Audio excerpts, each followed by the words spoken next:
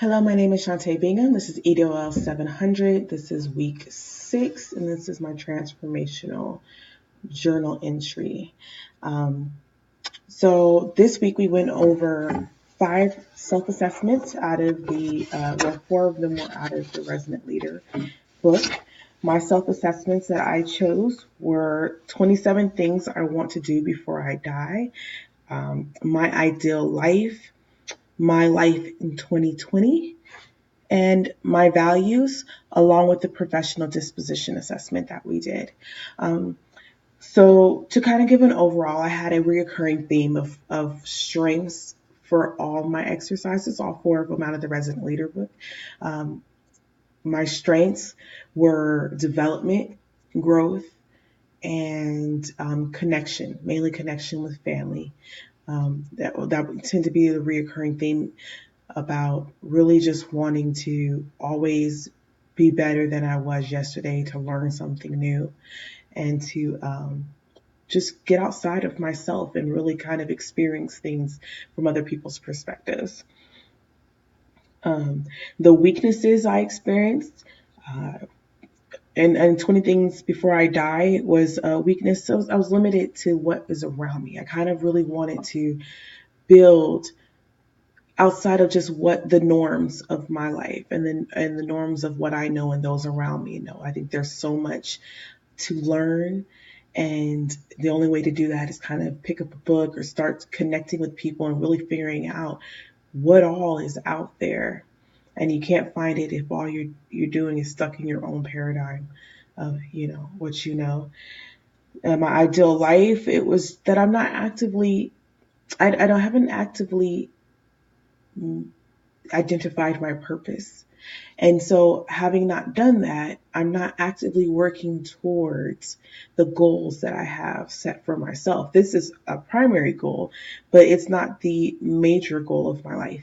And so, I need to start figuring out how to take this that I love and mesh it in my professional life and mesh it with what I love in my personal life. Because I feel like if I can't find that balance, then as a leader, um, people will start to notice that I'm not fully committed to what I'm doing. So I need to find that balance in my professional life. And that meshes with that balance in my personal life of just really doing what I love. Uh,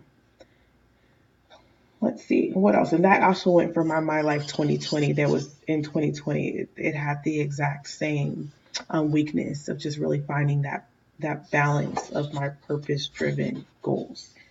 Um, And then, so my professional disposition, the top 3 strengths that I had were professional demeanor, collaboration, and commitment to all. And my strengths are those because I feel like I do a really good job of kind of being there for people, encouraging and supportive, um, really kind of being respectful, understanding that people come from all walks of life and they have different emotional content, and that you really just have to kind of be understanding of where people are coming from and what they might be going through. So I did consider those strengths of mine. Um, for my weaknesses, I chose self-reflection and I chose communication. Self-reflection more on because I have a hard time with negative self-talk on myself. I find myself majority of the day, probably like 70% of the day, saying what I could have done better, what I should have done right, what I could have changed. I don't do well with constructive criticism only because I talk negatively on myself about not getting things right and understanding that perfectionism doesn't exist. And so I just consciously need to implement tools in my life that will help in that area, as well as avoiding conflict. I have a communication barrier because I don't like conflict. And so I choose to cut off a lot of conversation that might trigger those conflicts. And so I'm going to develop some tools. I wrote down some tools that involved actively listening and engaging with people and kind of moving head first or into situations that may leave me vulnerable, but will be positive for me in the end because I will have learned something. I will have learned to adjust to a situation, even if it wasn't an ideal situation. And that kind of goes along with my TLSI. My TLSI results were reflective of an individual who people felt like they just couldn't communicate with on a personal level.